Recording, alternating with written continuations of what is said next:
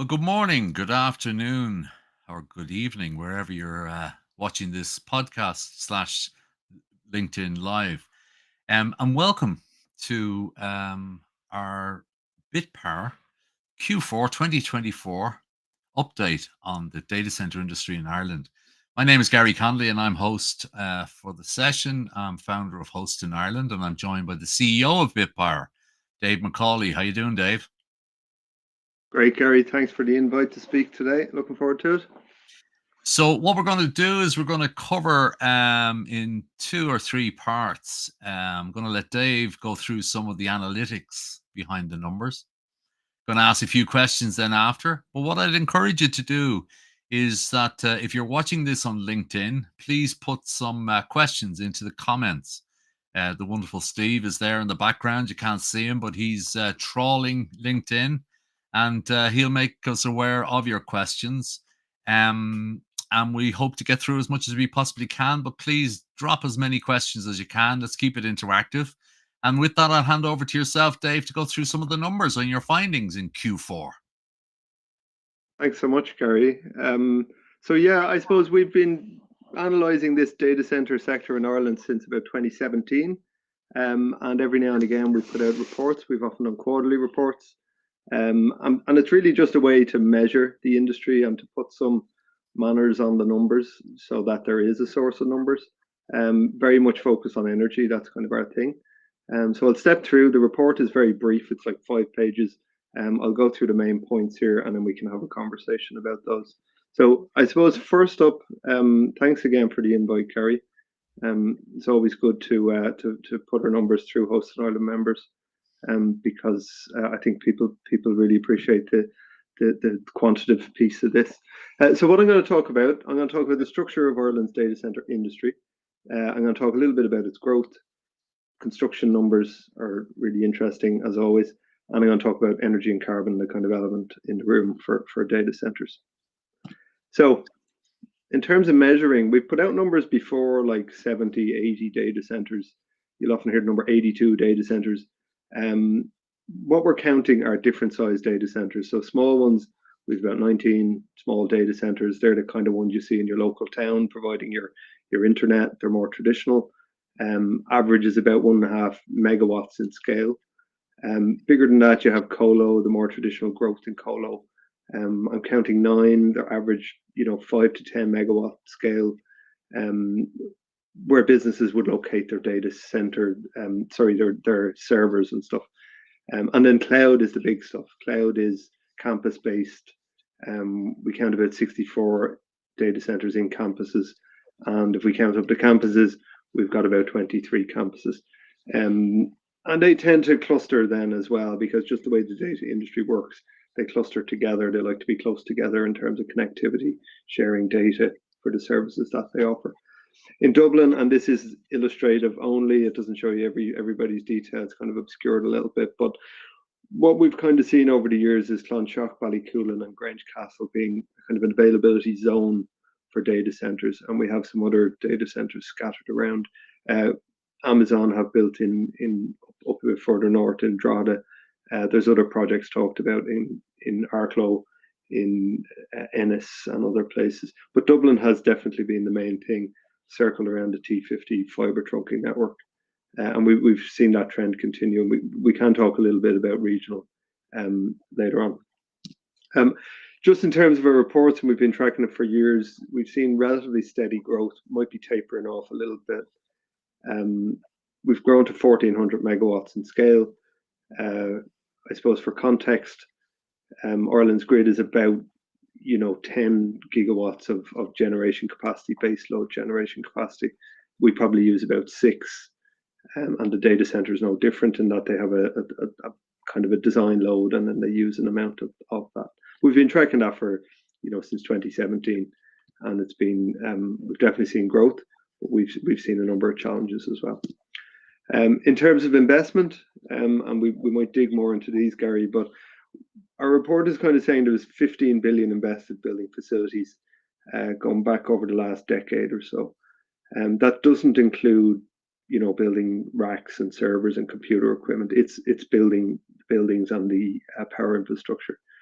There's probably another 15 billion going forward of projects that are at some stage of development. But we also reckon that about half of that future 15 billion is at risk. Projects are tripping up in planning, they're tripping up with getting power. So we are seeing a bit of a slowdown in what we would have projected for growth going forward. And that's a major talking point over the past 18 months or so in the industry as to what will happen with these large number of projects. And finally, I suppose the interesting piece here around energy. If you work out 1,400 megawatts, we reckon that's about 6 terawatt hours, a measure of electricity use in a year. For comparison against Ireland's total electricity use is about 28 terawatt hours in a year. That's about 21%. And the reason I mentioned this number is because the Central Statistics Office have put out regular updates on metered data for data centers, metered electricity use data. And they're saying it's about 21%. So I suppose what I'm saying is our 50%, when we say data centers use about half of the power that they have on average, that would equate to 21%. So that number is kind of solid, and we're kind of, although it's a high number that maybe people don't like in the industry, we can kind of validate it.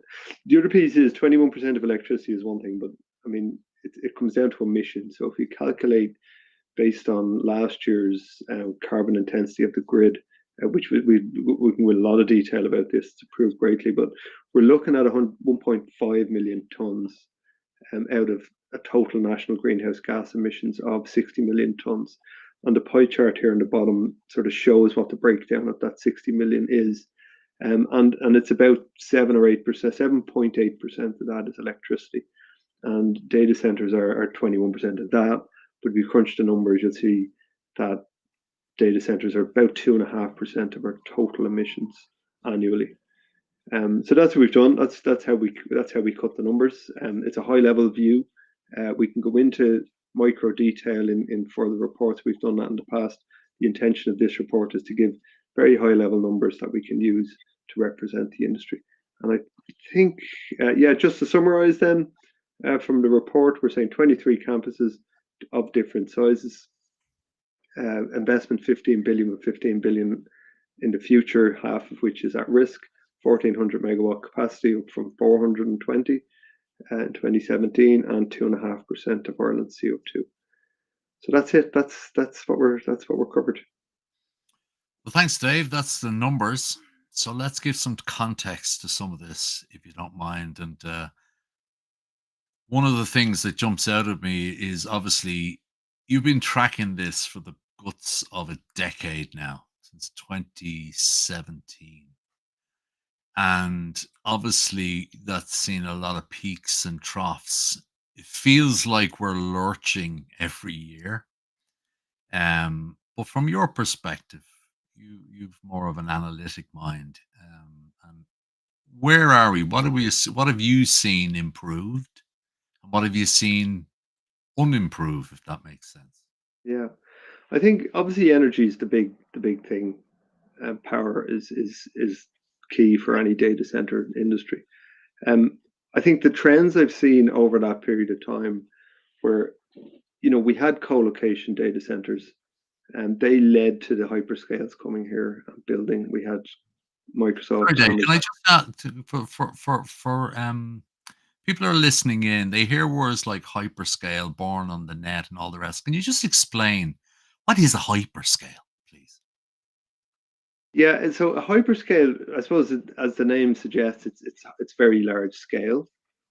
You could count it as, there's different ways to look at it. You could say it's very large cloud-based data centers. So data centers that offer kind of software as a service, where you're, instead of as a business, for instance, you building your own data center, you can either locate in what we call a co-location, which is where you put your servers in somebody else's building, and you might share that space, hence co-location. But increasingly, Microsoft and Amazon in particular have offered cloud-based infrastructure and software. So instead of actually owning your own servers, you locate them on somebody else's servers, which you don't manage at all. You just manage the software piece. and it sits on a platform offered by Amazon or Microsoft and possibly Google. And what that offers is scalability globally. You can pop up anywhere in the world. You can deploy your computer requirements. If you want to sell in Australia, I'm sure Amazon can offer you something in Australia, which would be very easy to translate. So to bring it down to the physical level, what that means is that the Amazon and Microsoft build very large data halls and fill them full of servers, which they then squeeze as much compute into as many servers. So you could be on a server shared with somebody else, but you'll never know. It goes back to the days of what do they call that? They had a shared service. Basically, everybody shares the hardware, the computer hardware. But it is a good point to make, and it's one of the criticism. Maybe not a criticism. Maybe we're still really at the 101 educational level, but they'll often see building more centers for big tech's data, when in actual fact they're building the platform for your data or your business's data or your hospital's data. Is that lost, do you think? Are we to blame by using words like hyperscale and not educating that actually that is your, yeah? Absolutely. I think um, because it's mainly Amazon and Microsoft, Amazon started out selling books, and they have Amazon's Amazon.ie, which they'll eventually have, or Amazon.de or UK, where you're buying stuff. But that's a tiny, tiny portion of why they have data centers. And Microsoft, similarly, Office 365 and Teams is a big part of their thing. But they also have their Azure platform, which is again other people's data, businesses' data. And I did see a list one time of all of Amazon's customers, AWS, sorry, Amazon Web Services customers. And it was thousands and thousands of household names. It's all the companies who don't anymore build their own data centers to service their needs. They just plonk them in AWS and pay a monthly fee or whatever way it works. It's a great example, but we're now streaming on a platform called Restream, which is on Amazon's AWS. And most people are watching this on LinkedIn, which is on Azure, which is Microsoft. So, I think that's a case in point, is that often we don't know as end users what platforms we're using, as distinct to Amazon and Microsoft actually building them. They're actually like DHL building large warehouses that are subdivided to other clients. Maybe it's that people understand that far better, don't they? Because it's traditional. You can physically see it, whereas a server maybe doesn't have that sense. So thank you for qualifying that out. The other thing that's interesting, and again, I'd be interested in your comments, is the whole. Would you say of the 1.4 gigawatts, 95% is in the Greater Dublin area? And Greater Dublin area, I mean the adjoining counties as well, so Wicklow, Louth, etc. And why is that? And why can't? And what are the trends potentially to change that? Yeah, I mean, definitely the growth has been in Dublin, circled around the T50, as I mentioned, the trunking network, which has been T50. around. Yeah, Explain that. so we've got the M50, which is Dublin's kind of ring road, and then you've got this trunking network that kind of is a similar shape, circles most of the city, and it passes through a number of kind of industrial zoned areas, which 15 years ago, we would have had telco operators there, and then you started to see development of larger data centers in those spaces, growing increasingly in scale into kind of campus-based things. So I suppose the feel from the data industry is these data centers need to be close together, because there's a latency between the fiber between one and another. So everything you do on your phone needs to bounce around these data centers before it comes back. So there's a sense that they need to be close together. They need access to the same fiber networks, so that they can basically operate globally. I mean, data centers are really just nodes in a global network of communications. they're just big blocks of nodes. So in terms of Dublin, that has been the trend. Compared to Frankfurt, London, Amsterdam, Paris, famous flat D region, that would have been the traditional growth areas. But increasingly, you're seeing kind of tier 2 locations becoming locations for big data center developments. In Ireland, we don't really have a tier 2 location as yet. Could you scatter data centers all across the West Coast? Possibly, but they need to be close together still. So there's two things, I think. One is how far can you go from Dublin and still be in the Dublin metro? And the other question is, if you go elsewhere, does that constitute a whole new metro? And those locations, I think you've said it before, Gary, are competing not with Dublin, they're competing with other tier 2 locations, Bilbao or Madrid or somewhere like that. So going back to your slide there, and there was another you introduced another concept maybe to many of the listeners, and that was the cluster. What's a cluster as distinct to a campus? Yeah, it's a good question. So trying to figure out how to measure, when we got around 90 data centers, it's like, well, 20 of those are really small, 19 of them are really small. So what is the real measure? And if you go along and find a fence around a set of buildings in Grange Castle, for instance, there's possibly 3, 4, 5 data centers in there. Now, traditionally, we're counting individual buildings, but now we're saying, look, that's a campus. It's got a fence. It's probably got one electricity meter, and everybody inside it is probably owned by the same. It would be owned by the same entity, be it Amazon or whoever it is. A cluster then is a bigger location that has entities owned by different data centers owned by different entities. And that would be, I mean, from here, if you look at Ballycool, Clonshaugh, Grange Castle, I'd call those clusters, because they have all the ingredients for a data center industry to grow, and are attractive to different types of data center operators. I suppose the other point is that the reason there's 3 here or 4 locations, key clusters, is that the likes of Amazon, AWS will have data centers in each of these clusters, and that's for redundancy. And part of their offering to businesses is that you can locate your data in one, it may be mirrored in another, and you have redundancy in a third. So they call these availability zones. So that's why you get multiple clusters in a region, should we say. Well, I've lost my invisible cloak, as you can see halfway through that. Wonderful. Everybody's going to see now that I've got a green screen behind me. I feel like that, that when Toto at the end of The Wizard of Oz pulls down the screen for the wizard.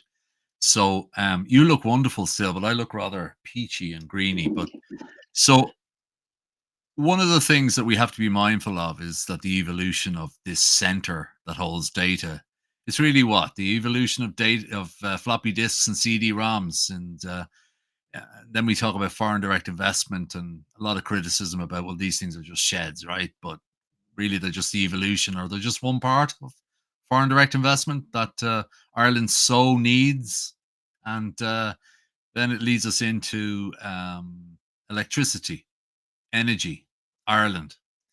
I think that often, Dave, and I'll ask you this question directly, it seems to have found its way into an awful lot of the narratives that data centers have broken the Irish electrical grid, and that the only part of foreign direct investment affected by the lack of electrons, green, brown, or black, is data centers. Can you talk to that at all from what you're seeing, both on the breaking the grid itself as distinct to maybe exposing it early, and how is it affecting our global perception on FDI? You're just back from Finland, and I was delighted to see you speaking there, Dave. I thought it was great that you're expanding your business to these regions. I noted that the title of the session was Pitfalls to be Avoided in a Growing Market. So now, effectively, if I can paraphrase, Ireland was being used as the exemplar nearly of what not to do. Would that be fair? Yeah, I mean, it's a different world when you go to the likes of the Nordics. Like Ireland has with the growth of data centers, you can't deny that 21% of our electricity isn't newsworthy. I mean, it's a big number. The question is, can we keep up in terms of renewable supply? And we have other issues around demand reduction targets. So we have a confluence of issues that we're trying to address. I do think that growth in data centers exposed, data centers were growing really quick, and this is only going to get quicker. Like, we're only at the start of this, so we need to solve these problems. What we're seeing in the Nordics, in the likes of Finland, is they're getting projects announced. They have Google who are going to expand. They built there, maybe 10 years ago. Microsoft have a large project they're going to build up there. It's of huge scale.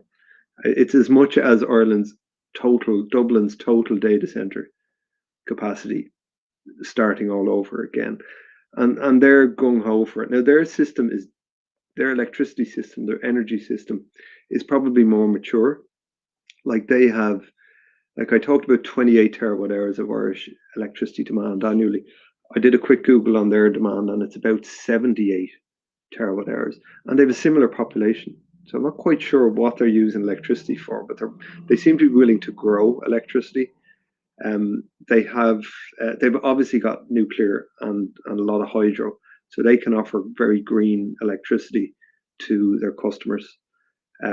So yes, we're seeing growth in these other countries. Are bringing us along to say, well, you guys were very successful. What did you do right? What did you do wrong?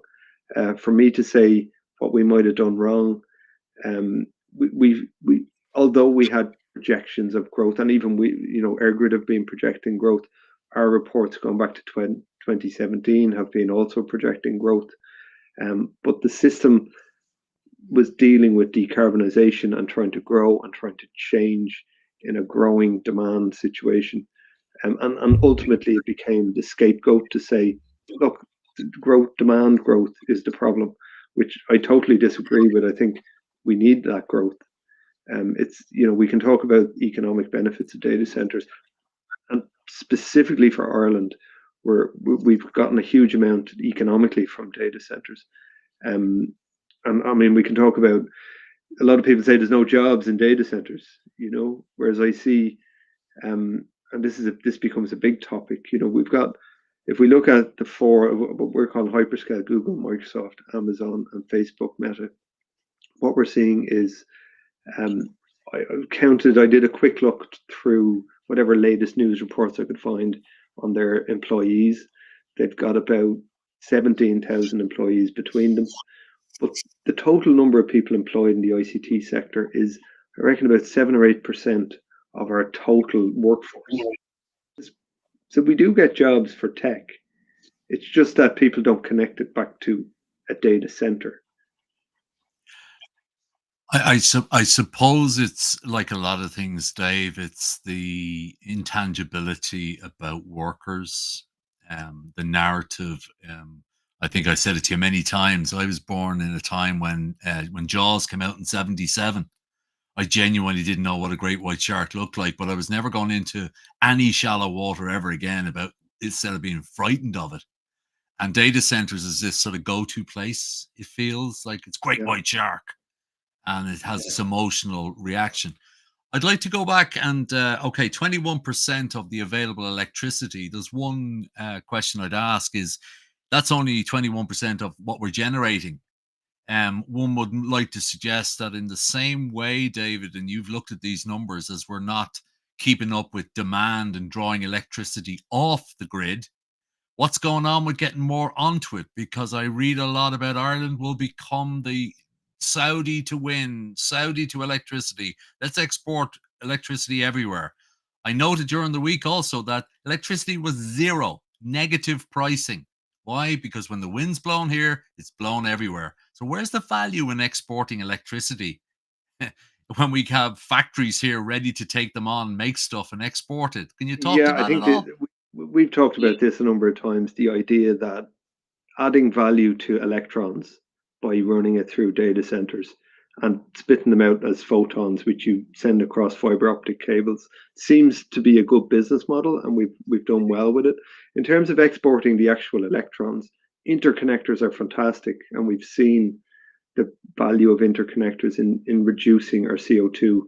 And we'll be getting electrons from the UK, we'll be getting electrons from France, and they're greener maybe than what we have, and it helps bring down our numbers. But in terms of exporting those electrons, I don't know what the business case is.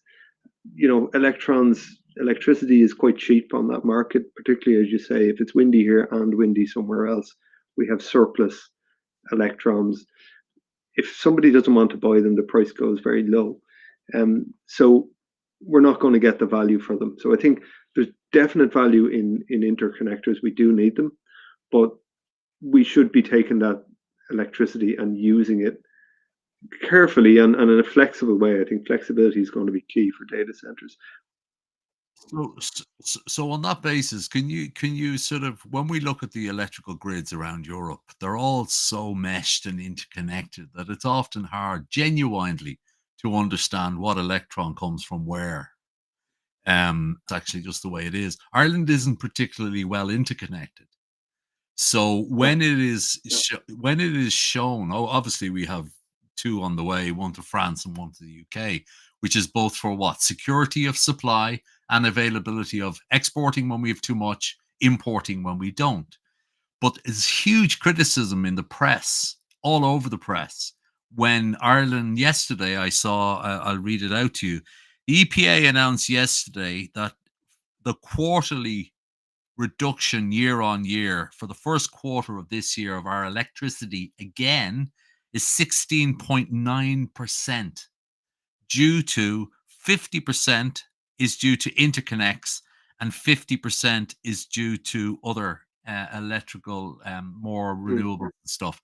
And yet the way that that's interpreted, Dave, is hugely negative. Sort of a, oh, we're only down because of. But is that not the way electrical grids work? it's absolutely the way it's supposed to work. That's the idea of having the interconnectors. That's why I think they're of great value, particularly when we're importing. When we don't have a good renewable generation on in Ireland, we can bring in those electrons from elsewhere. So, like that number, I seen the report from this morning or yesterday, and I haven't crunched the numbers yet. But what struck me with the recent stuff from the EPA was that our electricity, every electron or every hour, there's a number for how carbon intensive electricity is. So if you buy electricity off the grid, it'll have a number, and that's been tracking. If it's increasingly if it's been generated from coal-fired power stations, the number could be 500 or 600 grams per unit of electricity, of grams of CO2. Um, if it's windy, that pulls that number down, and we were hovering around a 300-gram number. I've seen, we were as high as 350, 400. We'll go as low. But for last year, for 2023, and I was surprised with this, the number came down to 255. That's a major drop. If we achieve all of our target um, renewable penetration, that number would come down to about 150. So we've taken a major jump from 320 down to 255 in the past year. Is it from interconnectors? Yes. Is it from switching off coal and peat? Yes. Is it from having more renewables and being able to use that renewable power? Yes. So that's a huge success story that frankly doesn't ever get heard, that we're 42% annualized electricity. And I think from 2012, it's nearly doubled our penetration and all this type of good stuff. It leads me into the figure that you showed. 2.5% of our total greenhouse gas emissions is associated with 21% of electricity, which is Yeah. associated with data centers. Would it be too much of a stretch for me to suggest that often when I pick up a paper, I listen to people and taxi men tell me it could be the 97.5%, not the 2.5%?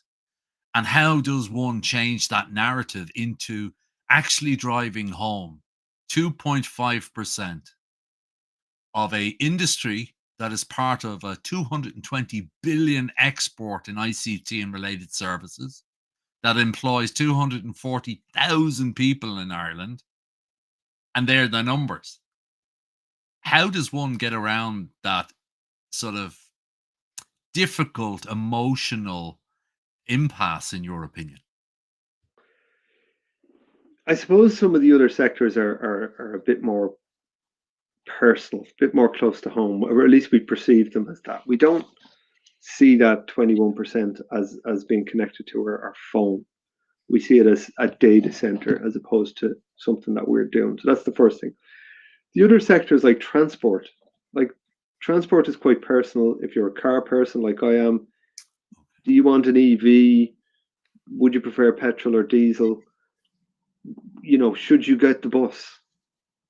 Whereas you might, if you're a car person or if you live in a location that isn't well serviced, and we're not brilliant at public transport. It looks like we might be getting better, but we're not. We haven't traditionally been really good at public transport. So I think transport's the big one. Agriculture obviously is always going to be called out. It's around 34% from the latest EPA numbers, um, and that's a motive as well. Should you have a steak? Should we export beef? Should we, what are the impacts of agriculture? We all eat, so I mean, we need agriculture. We're traditionally an agricultural society. It's just that we're becoming more. We didn't have a big industry here. We've grown to have tech industry, and we've been pretty good at that. We kind of leapfrogged a lot of the industrial stuff. So in other European countries that had large industrial demand for electricity and for heating and coal and stuff like that, they're now replacing those industries with cleaner industries. We've just leapfrogged all those dirty industries and jumped to doing the tech stuff. And it just so happens that that's showing a growth in electricity demand. Luckily, electricity is the one that's easy to decarbonize. And I think data centers can probably help with that. But we haven't even touched on that. Isn't that the interesting part of the whole thing when I see these numbers is that the one industry sector, despite so many challenges with NIMBYism as a profession, with objections with a planning system that seems to be um, not working the way it should be, is that the one area that's performing is the decarbonising electricity, and it's the one that gets called out for demand is bad. But anyway, in your opinion, from what I can hear from you anyway, it's time. It's time. It's a bit like water. Everybody wanted clean water in Dublin, but nobody wanted to put their hand up to Dam Blessington Lake. It was held up by 5 years because there was four little houses or four houses in the bottom. A bit like that, isn't it? It's a bit like that. Time will uh, go through and people will get their act together. There's a question in actually, and it's about that at-risk number you put into your slides. 8 billion. Hmm. When you say at risk, what do you mean? I mean, Thank you, it's thank you, Joseph. thanks, Joseph. It means it means there's a large number of projects that aren't happening, that have gone through the process of trying to get grid connections, trying to get planning, and getting one or the other, or not both, or being refused one because they don't have the other.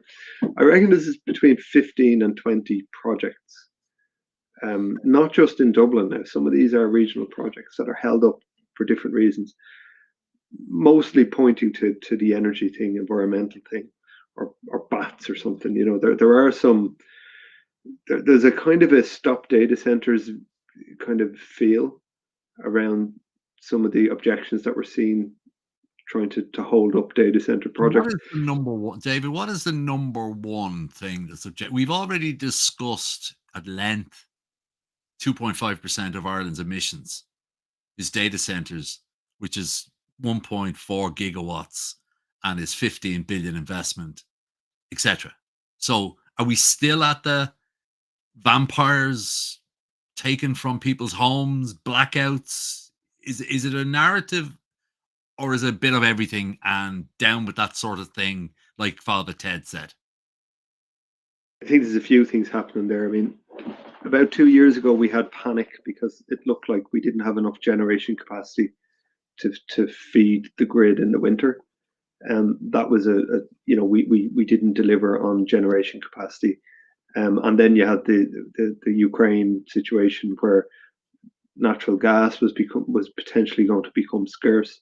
We didn't have stores for natural gas.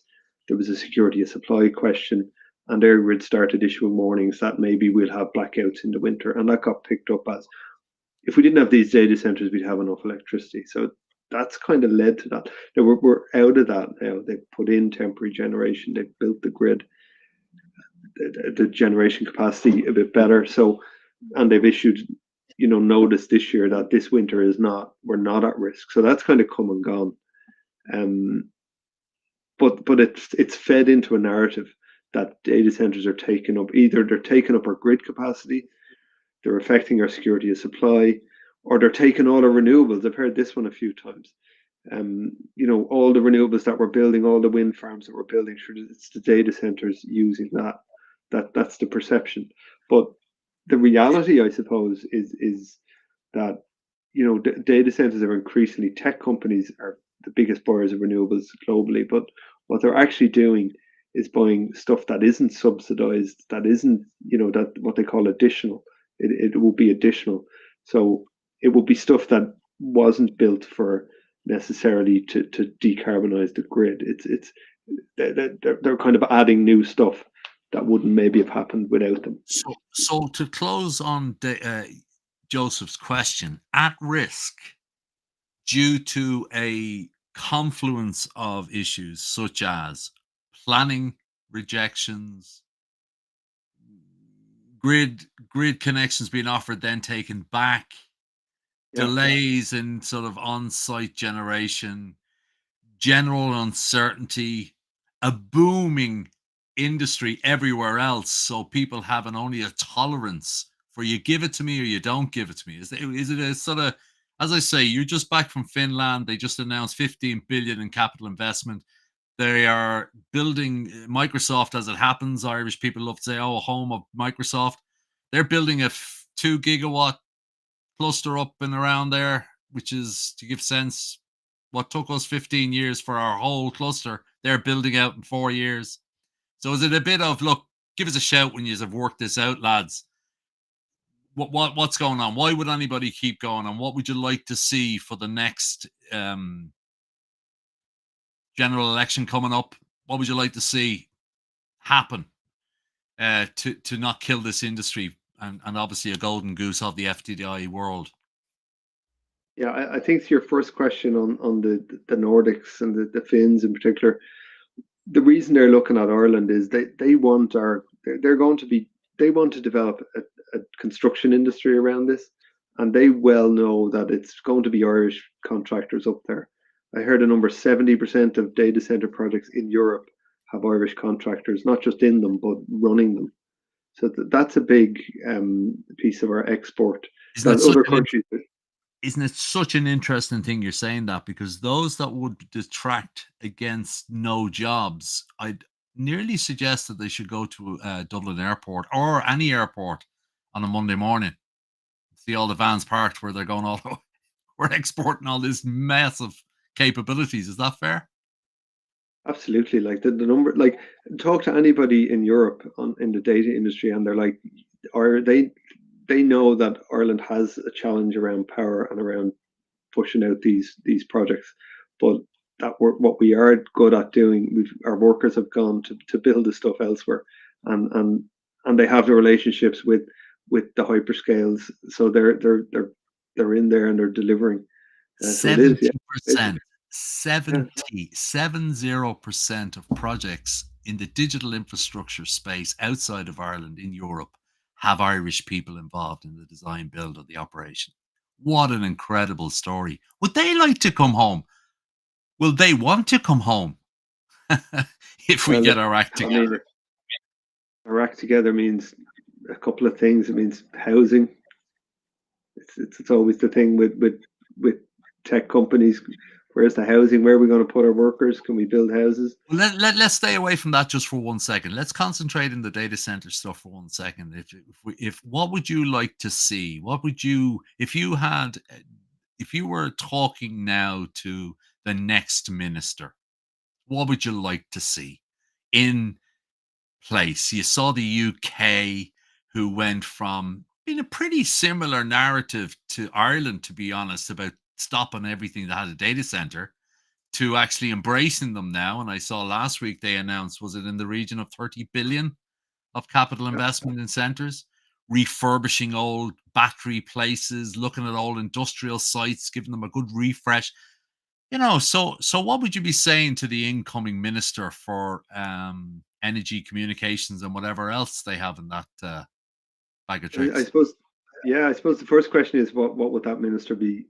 What would be their portfolio? Because up for the past number of years, we've had one minister covering energy, environment, and transport, and other things. So that is a bit of a bottleneck. I think the idea of a minister for infrastructure, we have this like the surplus, the money in the coffers now at the moment was it 24 billion or something they had of a surplus. I mean, I remember it was either a 2 billion surplus or a 2 billion deficit every year for a long time.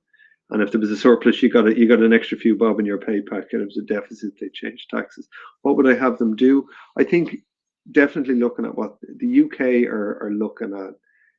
They've seen the opportunity here. They've seen AI as a growth area, and they're kind of grabbing it by the horns and running with it. AI is a whole different subject. I mean, most of what we're doing in Ireland isn't AI yet. I don't, I think all these announcements we're hearing in Europe are artificial intelligence, high density computing, which is a little bit different than what we have. They may be able to go a little bit more regionally. They'll have higher density power, so they may be able to provide a lot more district heating if we could build those systems. But I think as if somebody has to pull together the different pieces, and for the past 2 years, it's been left to the energy regulator to make those decisions. So the regulator is regulating electricity, gas, water, and they're making decisions that are impacting our FDI that maybe isn't in their remit really. And I It's an think interesting. That's a very interesting observation. So effectively, if FDI has been the golden goose that's dragged us out of where we were in the 70s, and one would nearly suggest that the energy regulator is now a fundamental pillar of dictating our economic future. Is that reasonable? it seems that way because I mean, we've had like connections policy for large energy users has been like the past 12 months we've been focused on trying to figure out what that's going to look like. At the moment, we're at an impasse where nobody can proceed with projects. The projects that are happening are ones that previously got signed connection offers, and they're kind of locked in. I'm sure the utilities will stick mostly by their commitments in that regard. So that's why we still have an industry where we still have some growth, 2 billion a year still being constructed, but that'll taper off without unlocking the policy piece. But you're right, it's fallen back on the regulator, who I don't think So it's are not to answer all the questions. it's not unfair to suggest back to Joseph and his question that from a position where we were given first refusal, i.e., Apple, Athenry, it was like getting a crystal ball into where we'd be 10 years later, into the scale and size. I mean, 150 megawatts was that campus. It was unheard of, that scale and size. We blew it. And not only did we not actually be able to align all the different streams, we haven't seemed to moved on. We are where we were rather than we are where we are is probably a better term. We've 2 minutes, Dave. We've got quite a few listeners or viewers still in. So there's obviously something, you're obviously saying something that they're interested in. What are the main takeaways? 90 seconds. What are the main takeaways based on your report? By the way, you can get Dave's report on www.bitpower.ie. Um, what are the takeaway? Give people some hope, what's coming, etc. 90 seconds. Perfect. Well, look, it's not all negative because we still have some construction happening. I think we need to straighten out policy very quickly, quicker than waiting until the next government. I think it has to happen. Um, on a positive note, energy centres, solutions which allow better interaction with the grid, I think are definitely happening. Data center developers want to build net zero campuses. That's what they need. they have corporate responsibilities. They'll do it else. They can go to the Nordics and do it. They can do it here. We have a huge resource of offshore wind in particular. Um, we can do all these things. Um, I think data centers are becoming more more utility focused. So the idea that you don't just build a data center and plug it into the grid, you have to nearly build a lot of energy technology that is net zero in order to have the kind of data center growth that we're looking at. But I think we can do it, and I think we've tripped up a little bit, but I definitely think we have the potential to kind of catch up and correct But course. so absolutely. So again, we have the resources, we have the natural geographic location. So it's not actually, as the suffragettes said in whatever year it was, we need deeds, not words, Mr. Minister. Because my goodness, we're good at the words. My Yeah. goodness, we have had so many consultations, which basically lead to another consultation. So thank you, David. I hope that when we are back again in Q1, Q2 of 2025, that we've had a positive update with regard to the CRU. We've got a positive update to a. Did you mention a infrastructure minister? Because we need something. Because continuing to do the same thing over and over and expecting a different result, I think that was called madness. Yeah. And that's what it feels like sometimes. So, listeners, thank you so much for hanging out with us for the last 45 minutes. Dave, thank you for sounding and making me sound intelligent. Well, thank you, And Gary, for the invite. yeah, and we'll be back again